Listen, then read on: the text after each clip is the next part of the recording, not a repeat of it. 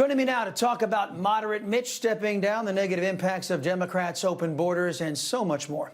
Conservative Texas Senator Ted Cruz, always great to see you, sir. I'd like to get your thoughts on some of the breaking news stories today. First, you've been a vocal critic of Mitch McConnell and his lack of leadership, from health care to massive overspending to the border. Your thoughts as he's stepping down? Well, Chris, great to be with you. Look, you're right. This is an historic day. Mitch has been the Republican leader in the Senate for 17 years. He and I have had a lot of disagreements over those years, but I will say on this day that my response is simply to thank him for his service, that he served honorably. I've disagreed with many of the decisions he made, but he's had honorable service, and I will say there are many legacies of Mitch McConnell, but the most consequential may well be the hundreds of principled constitutionalists who were nominated and confirmed to the federal judiciary, and that is a legacy.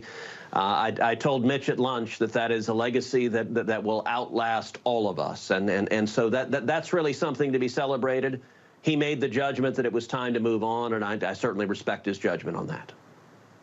Well, Senator, that's why you are the statesman I've always known you to be. You know, as a conservative and a Texan, I think it would be a disaster to replace Mitch McConnell with a senator who is a carbon copy of him, like Senator John Cornyn, for example, who would be every bit the dumpster fire for this country and our state as Mitch McConnell has been. Nobody knows the Constitution like you, Senator. Nobody knows the dangers of socialism and communism like you, Senator Cruz. Few have a consistent pro-American track record like you. Would you consider throwing your hat in the ring so that perhaps real leadership might actually return to the Senate? Well, Chris, I appreciate that. I would say it is very early in the process. I think we will see over the next several months an extended conversation about who the next leader should be.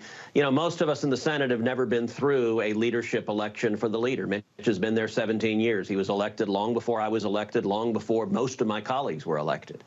And so that process, I think there'll be several senators who put themselves forward for that position.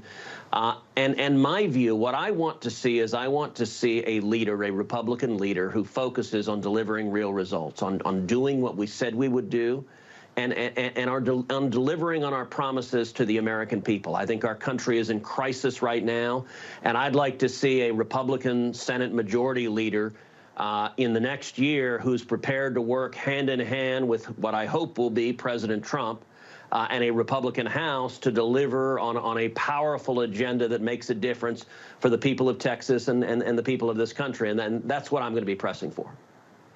Well, Senator, it'd be just a refreshing change for a conservative like me just to have somebody in leadership who actually wants to oppose a Democrat every now and again. That would be very nice change.